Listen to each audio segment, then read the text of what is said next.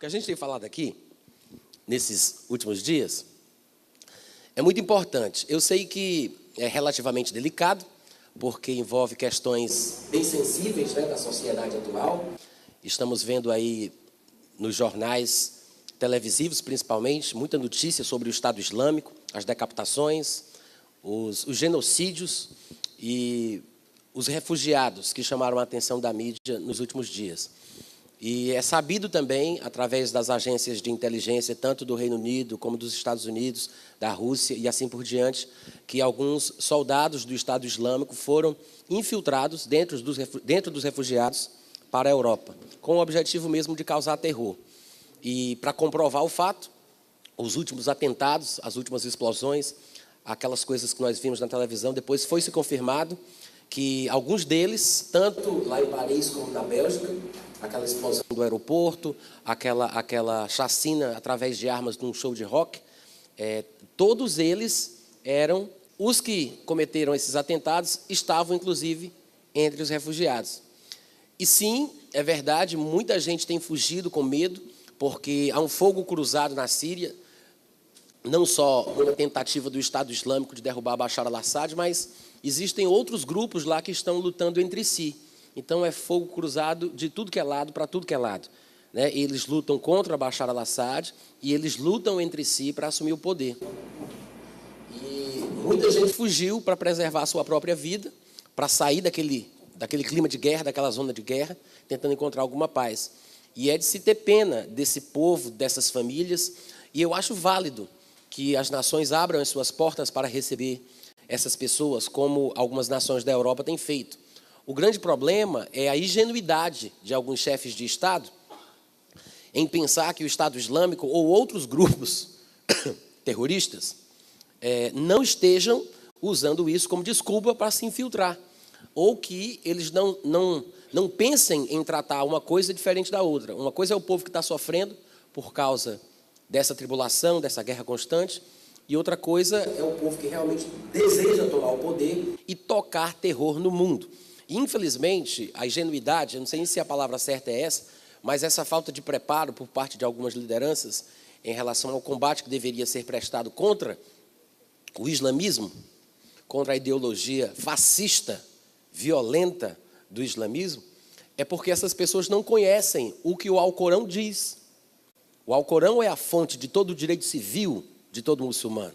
O Alcorão é a bússola do muçulmano.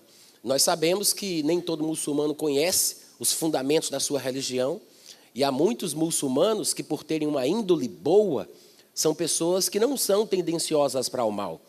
E em meio a 1,6 bilhões de muçulmanos aí na face da terra, a pessoa às vezes nasce numa família de herança muçulmana e ela não sabe exatamente por que as pessoas como o povo do Estado Islâmico fazem o que fazem, os grupos terroristas como o Talibã, a Al-Qaeda e outros semelhantes praticam essas carnificinas, esses terrorismos. Então, muita gente que nasce em culturas islâmicas nem sequer sabem por que isso acontece. E eles ficam curiosos também para tentar entender se realmente existe alguma base doutrinária ou não no islamismo que justifique essas ações.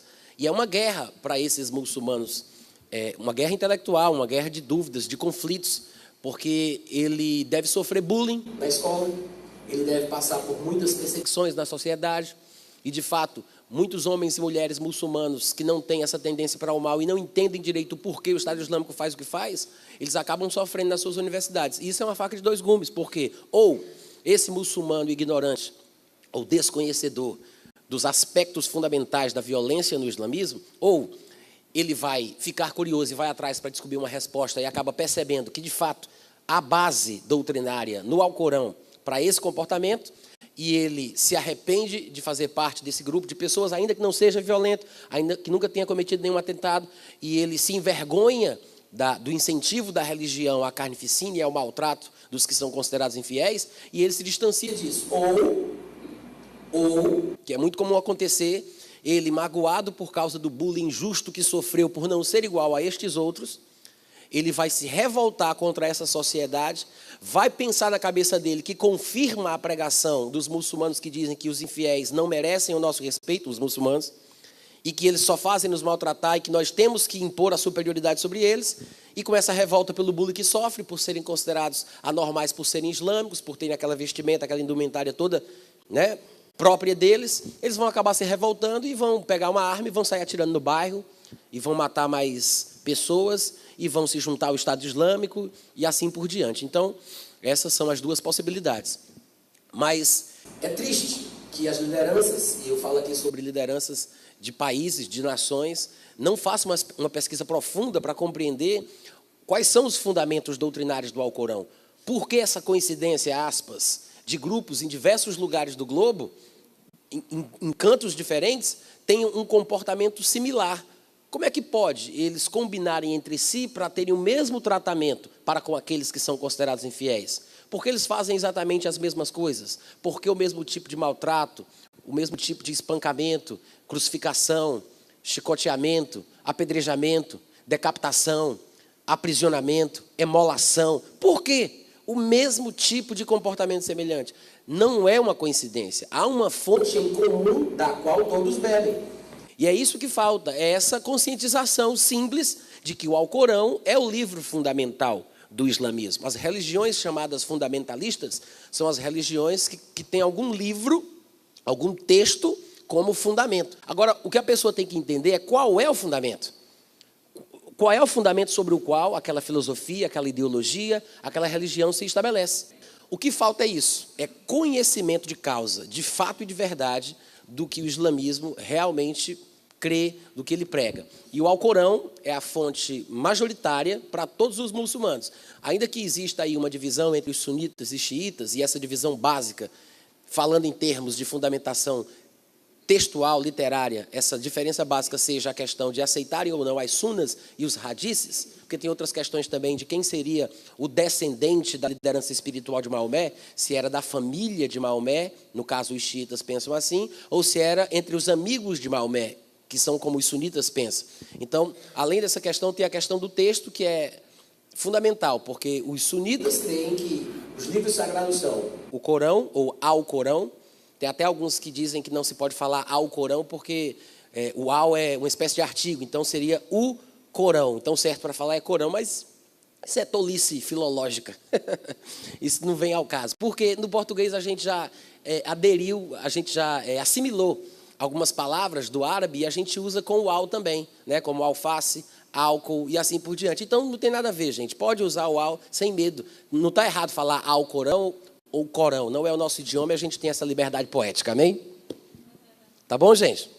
Agora, os sunitas creem no Corão ou ao Corão, creem nas sunas, e é por isso que são chamados de sunitas, e creem nos hadices. Mas os sunitas e os xiitas, e todas as 70 subdivisões no islamismo, as ramificações diversas que existem, todos creem no Alcorão. Então, assim, para a gente afunilar bem a crença comum de todos os que existem, independente das subdivisões, basta que a gente use exemplos do Alcorão. E é o que eu me proponho a fazer hoje pela manhã.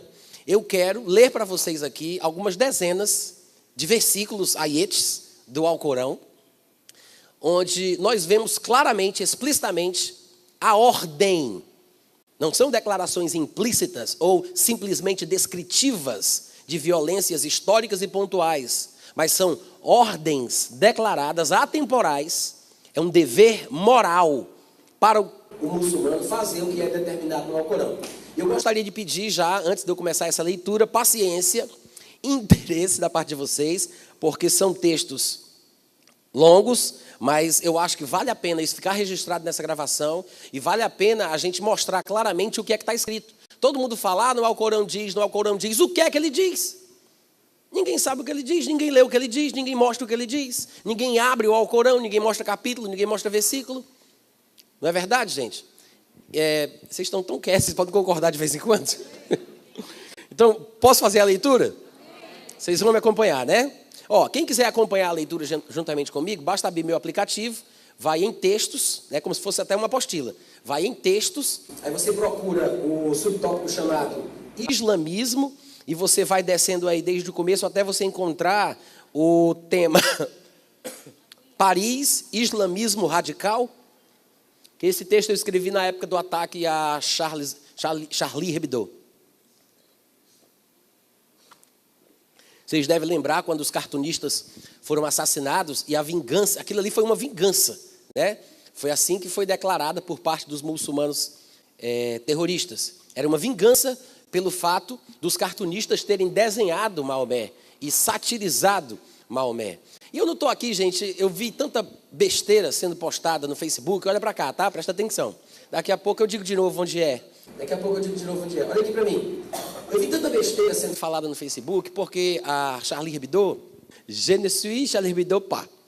Eu não sou Charlie Hebdo, né? Porque muita gente diz, je suis Charlie Hebdo. Todo mundo ficou postando aquilo, né? Eu não sou a favor de Charlie Hebdo. Eu não me identifico com Charlie Hebdo, porque eu sei que aquela editora de revistas satírica, ela também criticava o cristianismo e fazia coisas horrendas, falando da Trindade, falando do Papa, falando dos cristãos, etc. e tal. E a questão aqui não é defender alguém que me ataca.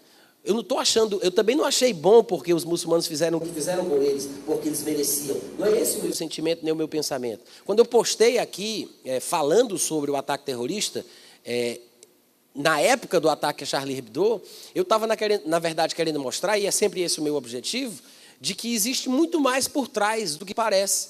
E a questão não é simplesmente porque Charlie Hebdo fazia o que não devia fazer, ou porque eles iam longe demais, ou porque eles extrapolaram os limites. Eles mexiam também com o cristianismo. Não tem nada a ver com isso.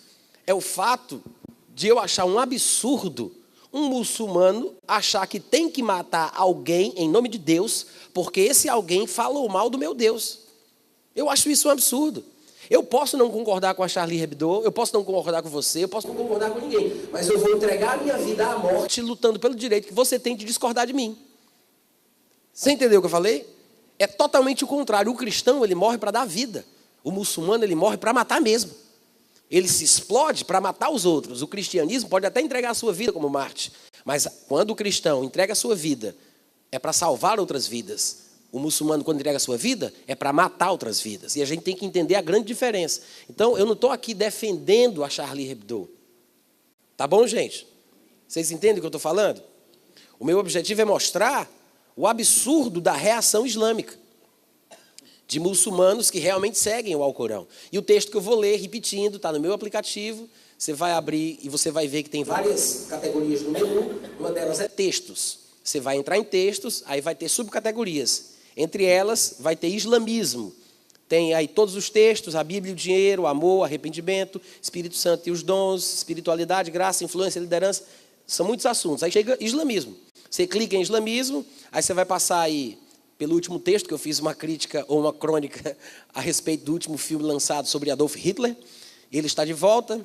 Depois, mais um texto sobre o Estado Islâmico. Novos milhares de muçulmanos, o Império Otomano, a Europa e o islamismo, a inércia e covardia dos homens de hoje em relação ao islamismo, embriões da jihad no Brasil, o Islã aprova que matem os seus críticos. Isso aqui, na verdade, era um manuscrito que eu postei, não aparece no aplicativo, só aparece no site. E quando chega mais na frente tem... Isso é o site, né, Galber? Tá. Mas está encontrando o mesmo caminho direitinho? Paris, islamismo radical, é uma pergunta. Tá. De qualquer forma, vocês acharam? Posso ler? Paris, islamismo radical. Aí eu faço uma introdução, aí, né, uns 3 parágrafos, depois eu cito 3 coisas fundamentais que, inclusive, a gente já mencionou aqui durante esse fórum. Eu falo sobre as passagens do Alcorão, eu falo sobre a Sharia, e eu falo sobre a taquia e a kitma. São esses 3 pontos. Depois dos 3 parágrafos da introdução, eu falo essas 3 coisinhas, e aí depois eu vou passar a falar sobre os versículos, que são mais de 164 versículos de guerra. E eu vou, na verdade, pular diretamente aqui, tá, para os textos em si, os textos do Alcorão, que falam claramente sobre isso. E eu quero que você preste bem atenção à leitura. Se você estiver acompanhando, tudo bem.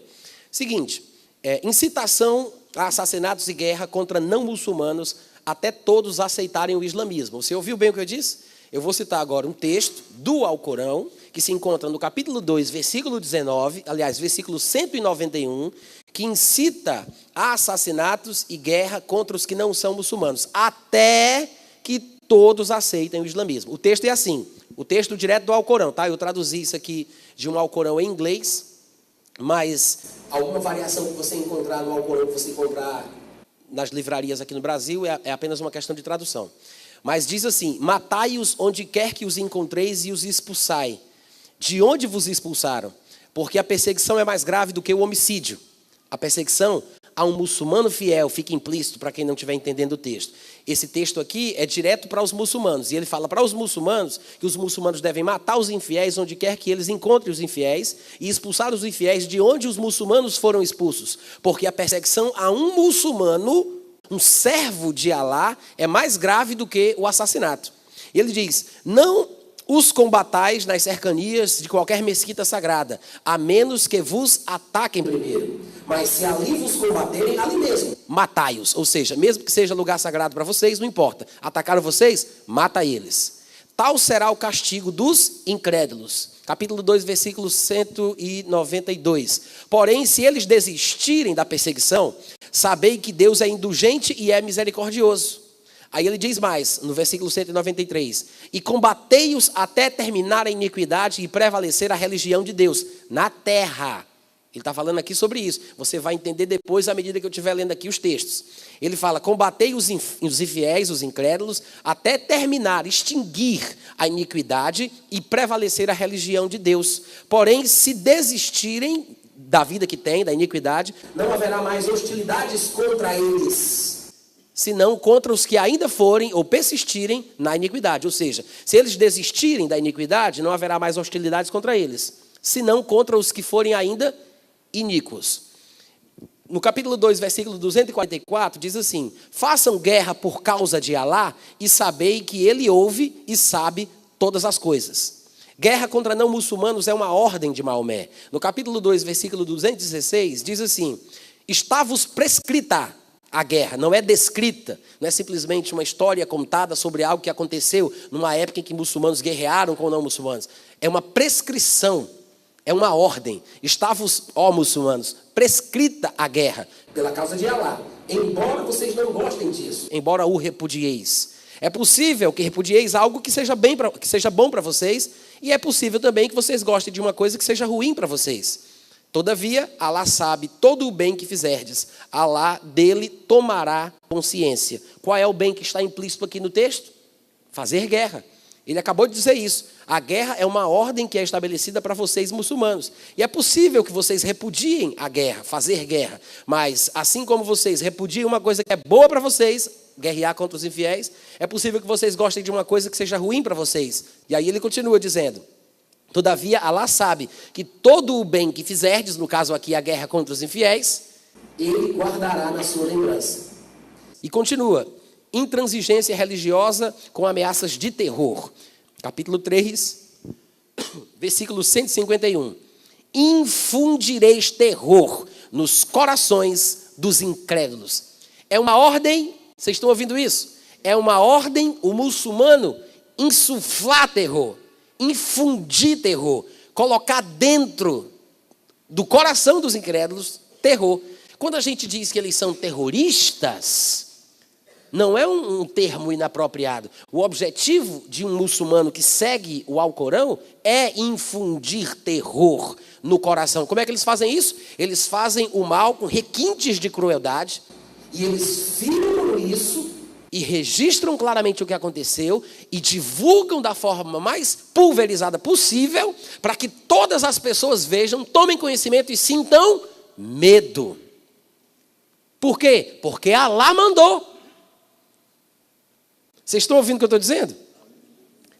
É isso que ele está dizendo aqui, porque Alá mandou.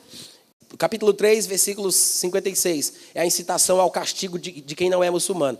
Quanto aos incrédulos, castigá-lo-eis severamente, neste mundo e no outro, e jamais terão protetores. E aí vem o versículo que eu li, que é a intransigência religiosa com ameaças de terror. Infundiremos terror nos corações dos incrédulos, por terem atribuído parceiros a Alá. E aí eu coloco uma explicação que não está no texto, não foi tradução, é uma explicação minha. Esses outros parceiros a Alá, para os que não entendem a cultura islâmica, ele se refere a Jesus, ao Espírito Santo, em alguns ramos e alguns segmentos do cristianismo, Maria, e assim por diante. Então, estes parceiros a Alá são estes que são considerados, de uma certa forma, em pé de igualdade com a divindade, como Jesus Cristo, o Espírito Santo, para alguns Maria, e assim por diante. É desse assunto que o versículo que estamos lendo trata. Então ele diz: infundiremos terror nos corações dos incrédulos por terem atribuído parceiros a Alá, sem que ele lhes tivesse conferido autoridade alguma para isso. A morada deles será o fogo eterno. Quão funesta é a morada dos iníquos. Incitação à guerra e ao suicídio terrorista. Mas no Alcorão não manda um muçulmano se suicidar. Não há texto nenhum no Alcorão que proteja um muçulmano que se suicida. Isso é interpretação equivocada e radical. Isso não é o islamismo. O islamismo, islama, significa paz. Olha aqui. 474. Incitação à guerra e ao suicídio. Que façam guerra por causa de Alá aqueles dispostos a sacrificar a vida terrena pela futura. Ou seja, quem quer a vida futura, sacrifique a terrena fazendo guerra. Porque no meio da guerra eu posso morrer. Então ele diz, façam guerra por causa de Alá aqueles que estão dispostos a sacrificar a vida terrena pela futura. Porque a quem fizer guerra pela causa de Alá, todo aquele que fizer guerra pela causa de Alá, quer sucumba, quer morra durante a guerra, quer vença e continue vivo aqui nessa terra, a ele concederemos, morto ou vivo, magnífica recompensa, desde que ele troque a vida terrena pela eterna, desde que ele sacrifique a sua vida terrena fazendo guerra, ou seja, morrendo ou vivendo, ele vai ter uma recompensa. Todo mundo entendeu? Aí ele continua, capítulo 4, versículo 76. Os fiéis muçulmanos fazem guerra pela causa de Alá. Os incrédulos, ao contrário, combatem pelo sedutor, pela do sedutor. Façam guerra, pois, contra os aliados de Satanás, porque a angústia de Satanás é débil. E aí ele mostra como tratar os que eram muçulmanos e abandonaram o islamismo, os desertores do islamismo, da jihad e da sharia. Capítulo 4, versículo 89. Anseiam os hipócritas são os que são muçulmanos, mas não praticam o islamismo. Ou seja, são hipócritas. Se diz muçulmano, mas na verdade não é, na verdade não vive. Quando ele disser incrédulos ou infiéis, são o povo pagão, os que pecam. Hipócritas são muçulmanos que não praticam o islamismo, que abandonaram a sharia, que não praticam a jihad. Quando ele disser assim, o povo do livro são os judeus e os cristãos. Então são terminologias que às vezes a gente não entende, mas com um pouco de informação a gente chega lá. E se aparecer em algum texto ele se referindo a porcos, são especificamente judeus, porcos ou macacos. E aí ele continua falando. 489 é isso? Anseiam os hipócritas, muçulmanos que não são praticantes, anseiam os hipócritas que renegueis o islamismo. Ou seja, esses que abandonaram o islamismo, ou que não praticam a jihad, ou que não seguem a sharia, querem que vocês que são fiéis também abandonem o vosso comportamento sagrado.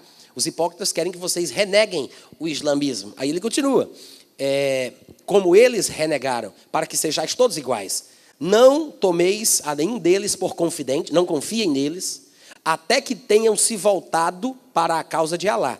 Não confiem nesses muçulmanos não praticantes, até que eles se arrependam e voltem a praticar o islamismo real. Aí ele continua.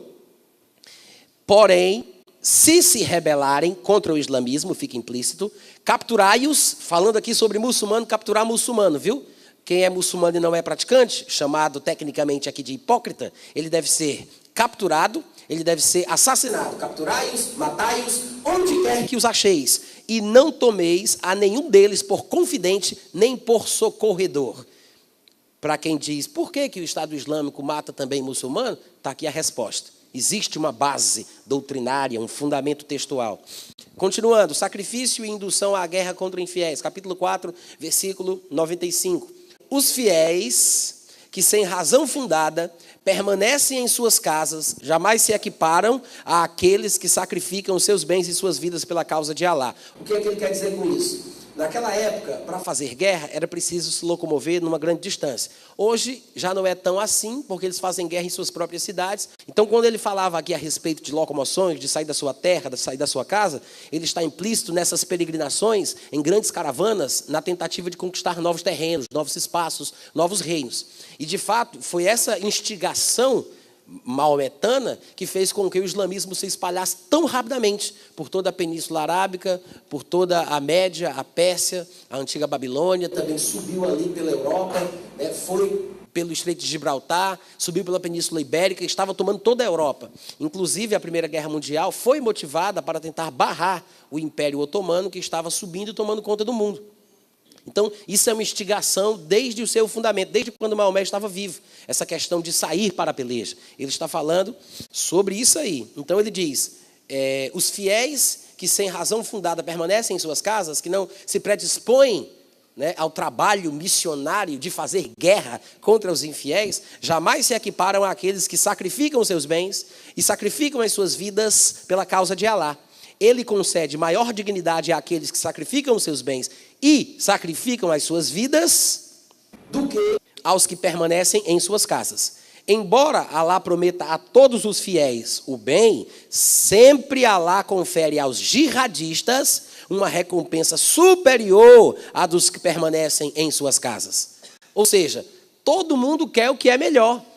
Um texto como esse que inspira as pessoas a se tornarem jihadistas, os mujahidins, né, que são os guerreiros que fazem a jihad, um texto como esse, ele faz com que qualquer muçulmano normal que quer crescer espiritualmente, que quer cair nas graças de Alá, se empenhe na guerra considerada como santa, que de santa não tem nada. Perseguição e sofrimento, capítulo 4, versículo 104 do Alcorão, diz, e não desfaleçais na perseguição ao inimigo, porque se sofrerdes, eles sofrerão tanto quanto vós. Lembrem-se disso. Ou seja, se vocês estão desfalecendo enquanto perseguem os que são infiéis, e se vocês acham que isso está sendo ruim para vocês, lembra de uma coisa para consolar vocês, eles estão sofrendo do mesmo jeito. Olha o tipo de inspiração que os caras recebem. Se sofrerdes, eles sofrerão tanto quanto vós. Porém, vós podeis esperar de Alá o que eles não esperam. Os dois podem sofrer durante a guerra, enquanto vocês perseguem eles, vocês também estão sofrendo. Mas tem uma coisa, eles não vão ter o que vocês vão ter, porque Alá vai dar para vocês uma coisa que não dá para eles. Vocês estão ouvindo? Castigo, assassinato, crucificações, amputações, banimento. Capítulo 5, versículo 33. O castigo para aqueles que lutam contra Alá e contra o seu mensageiro, que é Maomé, e semeiam a corrupção na terra, falando dos infiéis, os pecadores, os pagãos, dentro do ponto de vista deles, é claro. Ele diz, o castigo é que sejam mortos ou crucificados, ou lhes seja decepada a mão e o pé opostos, ou seja, mão direita, pé esquerdo, ou mão esquerda e pé direito. Olha que coisa ridícula. Olha a inspiração para o mal do texto. Então ele diz que sejam mortos, crucificados, ou lhes seja decepada a mão e o pé opostos, ou banidos da vossa terra. Tal será para eles um aviltamento nesse mundo, e no outro sofrerão um severo castigo. Decapitação, amputação, terror, capítulo 8, versículo 12. E de quando o teu Senhor revelou aos anjos, estou convosco, firmeza, pois, aos fiéis. Logo, isso é Alá falando, tá? Logo infundirei o terror nos corações dos incrédulos. Por isso, fica implícito, decapitai-os e decepalhes os dedos. Da onde é que vem, gente, tanta crueldade, hein, do islamismo? Da onde é que vem? Do Alcorão, gente. Do Alcorão. Continua. Incitação à guerra até o islamismo prevalecer na terra. Guerreiem contra os infiéis até que não haja mais incredulidade na terra. E até prevalecer totalmente a religião de Alá.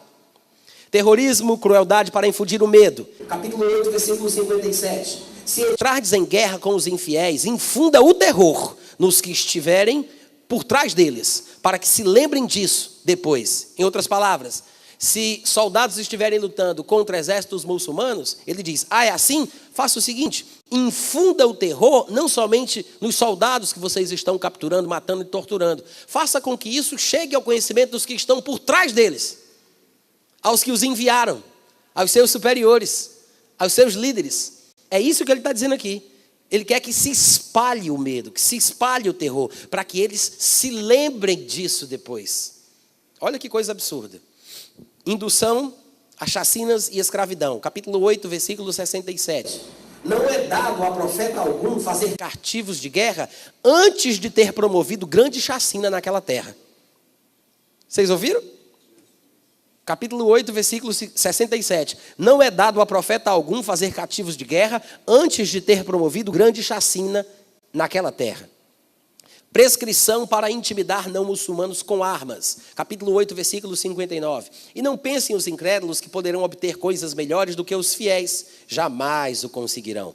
Capítulo 8, versículo 60. Mobilizai tudo quanto dispuserdes em armas e cavalaria para intimidar com isso o inimigo de Alá e vosso. E se intimidarem ainda outros que não conheceis, mas que Alá bem conhece. Tudo quanto investirdes na causa de Alá, ser-vos-á retribuído e não sereis defraudados. Ou seja, quem semeia, colhe. Faça o que Alá diz que você não fica sem recompensa.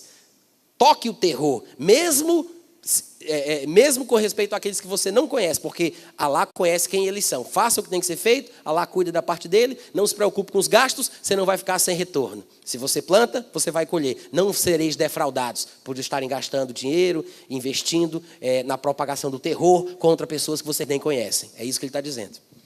Maomé é incitado a estimular os muçulmanos à guerra. Capítulo 8, versículo 65. Ó profeta, estimula os fiéis, os muçulmanos. Estimula os fiéis à guerra. Se entre vós houvesse 20 perseverantes, venceriam 200. Se houvessem 100, venceriam 1000 dos incrédulos, porque estes são insensatos.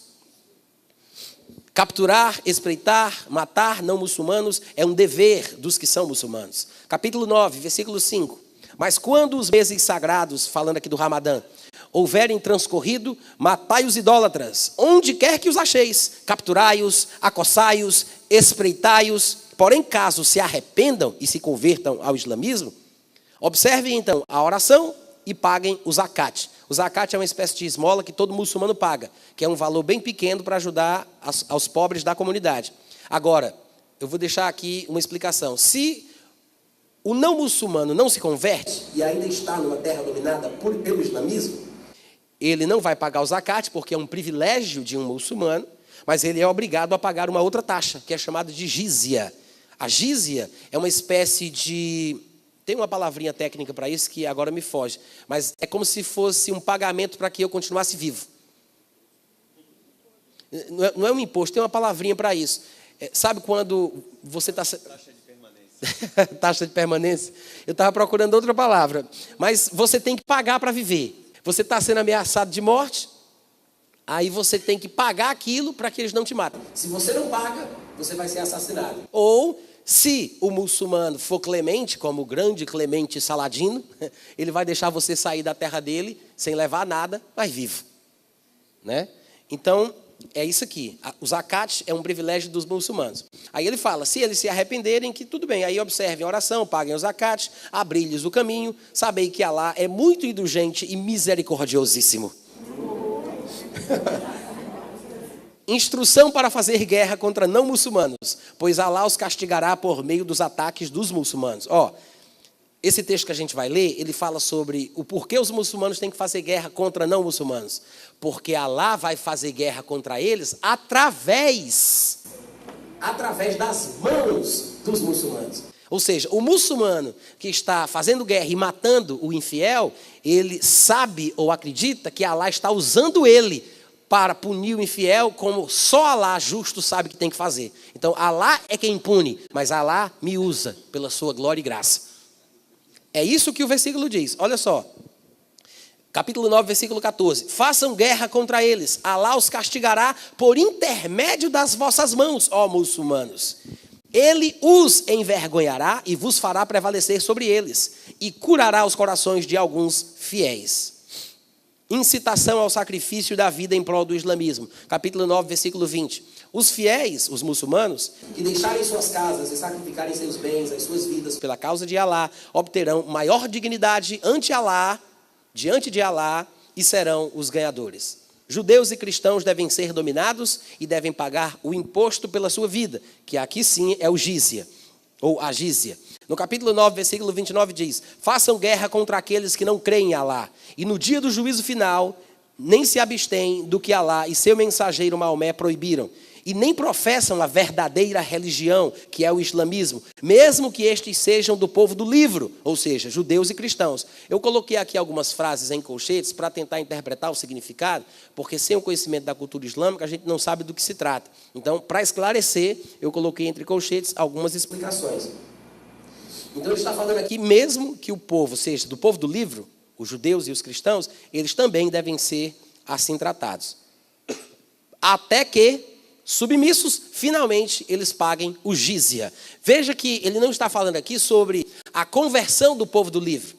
Porque se o povo do livro se arrependesse das suas obras más, de atribuir parceiros a Alá, de insistir em crer que Jesus é filho de Deus e participa da sua divindade, e assim por diante, se eles se arrependessem, eles não pagariam a jizya. Jizya é para infiel submetido, submisso, humilhado e controlado por um muçulmano, que é superior em espiritualidade, em tudo no mundo, né? Se ele for convertido, ele paga o zakat. Se ele for submetido, controlado, submisso, ele paga a jizya. Então ele está falando que o povo do livro aqui não se converte e abandona as suas práticas idólatras e pagãs. Ele está falando que eles foram controlados, foram submetidos, feitos cativos. Eles têm a liberdade de viver na terra dos muçulmanos, cuidando das suas coisas, mas eles só podem comprar ou vender dentro dos padrões estabelecidos pela lei Sharia. Eles não podem comprar e vender sem a permissão, sem a autorização da lei Sharia. Então, eles não mataram aqueles cristãos naquela terra. Vamos fazer aqui uma situação hipotética que está acontecendo em alguns lugares do Oriente Médio. Eles chegam numa determinada cidade, tem ali alguns cristãos, católicos ou evangélicos, tanto faz, e que é considerado o povo do livro. Se não for católico, se não for cristão, vamos colocar assim, é bem mais provável que eles sejam assassinados mesmo sem qualquer tipo de misericórdia, a não ser que se convertam, porque eles têm essa opção. Eles só vão expulsar, muito provavelmente, se forem cristãos ou judeus, e olhe lá, né, dependendo da relação, dependendo da maldade ou bondade do líder que está naquela campanha. E se eles forem preservados na terra, eles podem até ficar lá, mas eles não vão poder comprar, não vão poder vender, não vão poder negociar qualquer outro tipo de coisa que não esteja em linha com a marca da Sharia, do islamismo. Tem que ser dentro da lei islâmica. E mesmo assim, para ele continuar vivo, comprando e vendendo só o que é permitido dentro da Sharia, ele precisa pagar um imposto. Não é o zakat, é a jizya, que é um valor exorbitante. Vocês entenderam? Não, né? Então vamos continuar mesmo assim. Incitação à guerra contra judeus e cristãos. Capítulo 9, versículo 30. Os judeus dizem, Ezra é filho de Alá. Os cristãos dizem, o Messias é filho de Alá. Quais são as palavras de suas bocas? Repetem com isso as de seus antepassados incrédulos, que Alá faça guerra contra eles, como eles se desviam. Punições para os muçulmanos que não fizerem guerra contra não muçulmanos. Capítulo 9, versículo 38. Ó fiéis, os muçulmanos, né? Que sucedeu quando vos foi dito para fazer desguerra pela causa de Alá? E vós ficastes apegados à vossa casa, à vossa terra, ao vosso conforto. Acaso preferíeis a vida terrena à outra? Que ínfimos são os gozos deste mundo, tão pequenos, comparados com os do outro? E no 39 ele diz, se não marchardes para o combate, Alá vos castigará dolosamente. Suplantar-vos-á, substituirá vocês por outro povo. E em nada podereis prejudicar Alá, porque Alá é onipotente. Ou seja, se vocês ficarem nessa de ficar em casa, de não querer guerrear, porque está no conforto, vocês podem ter certeza, Alá vai castigar vocês. Quer não ser castigado por Alá? Quer ser recompensado por Alá? Mata quem não é fiel. Vá guerrear, vá conquistar, vá atrás do povo. Essa é a instigação do Alcorão. Continua, os muçulmanos devem lutar contra os não muçulmanos. 9:41. Quer estejais leve ou fortemente armados, marchai para o combate e sacrificai vossos bens e vossas vidas pela causa de Alá. Isso será preferível para vocês, se vocês estão querendo saber. Muçulmanos induzidos a viajar para conquistar terras de outros povos. 9:42. Se o ganho fosse imediato e a viagem fosse fácil, ter-te-iam seguido. Porém, a viagem pareceu-lhes penosa e ainda jurariam por Alá. Se tivéssemos podido, teríamos partido convosco. Com isso se condenaram, porque Alá bem sabia que eles eram mentirosos. Não foram e deram desculpa, dizendo que Alá sabe por que eles não vão. Não, Deus sabe por que eu não vou. Alá ordena que Maomé e seus comparsas sejam implacáveis com os que não são muçulmanos. 9:73. Ó profeta Maomé, faça guerra contra os incrédulos e hipócritas, os infiéis, não muçulmanos, e muçulmanos que não praticam o islamismo. Incrédulos e hipócritas. Aí ele diz mais, e seja implacável para com eles. O inferno será a sua morada, que funesto destino. Promessas para os que se sacrificam pela causa do islamismo, 9:88. Porém, o mensageiro Maomé e os fiéis muçulmanos que com ele sacrificaram seus bens e suas vidas obterão as melhores dádivas, serão bem-aventurados. Muçulmanos são ordenados a matar e morrer pela causa de Alá. Capítulo 9, versículo 111. Alá cobrará dos fiéis muçulmanos o sacrifício de seus bens e o sacrifício de suas vidas em troca do paraíso. Farão guerra pela causa de Alá, matarão e serão mortos. É uma promessa infalível que está registrada na Torá, no Evangelho e no Alcorão. E quem é mais fiel à sua promessa do que Alá? Regozijai-vos, pois, pela troca que haveis feito com ele. Tal é o magnífico benefício. Ordem para guerrear não muçulmanos e aterrorizá-los com severidade. 9:123. Ó fiéis muçulmanos, façam guerra contra vossos vizinhos incrédulos, os que não são muçulmanos, para que sintam como sois severos. Ouviu isso? Façam guerra contra vossos vizinhos incrédulos, para que sintam como vocês são severos. E sabei que Alá está com os que são tementes. Os muçulmanos oferecem as opções, o Islã ou a destruição. Capítulo 17, versículo 16. E se pensamos em destruir uma cidade, primeiramente enviamos nossos mandamentos aos seus habitantes abastados que estão nela. Mas eles os transgridem, então a cidade merecerá o castigo. Nós a aniquilaremos completamente. Muçulmanos são instruídos a guerrear com o máximo empenho contra os não muçulmanos. Capítulo 25, versículo 52. Não des ouvidos aos incrédulos, mas faça guerra contra eles com o máximo vigor com este Alcorão. Ou seja, usa o Alcorão como motivação para guerrear contra os incrédulos e esfrega o Alcorão na cara deles. Faça guerra com a verdade. Prisões e mortes cruéis são prescritas. Capítulo 33, versículo 60. Se os hipócritas e os que abrigam a morbidez em seus corações e os intrigantes em Medina não se contiverem, te ordenaremos guerreá-los. Então não ficarão nela como teus vizinhos, senão por pouco tempo. 61. Serão malditos, onde quer que se encontrarem, deverão ser aprisionados e cruelmente mortos. E no 66, do capítulo 33, ele diz: tal foi a lei de Alá para com aqueles que viveram anteriormente. Nunca acharás mudança na lei de Alá. Enfrentar não muçulmanos, dominá-los e guerrear e morrer por Alá. 47, 4. E quando vos enfrentardes com os incrédulos, golpear-lhes os pescoços. E aqui também faz alusão às decapitações. Até que os tenhais dominado e tomai os sobreviventes como prisioneiros.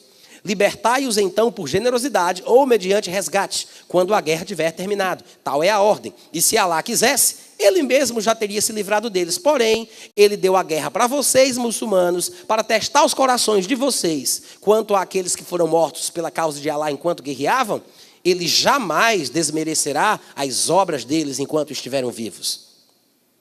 Muçulmanos devem controlar as cidades onde eles estiverem morando. 47, 35. Ó fiéis, não temam nem vos desanimeis, suplicando por paz aos habitantes do lugar. Quando vocês é quem devem estar no controle. Pois Alá está com vocês e Ele nunca permitirá que vocês sofram alguma perda por causa de vossas boas ações.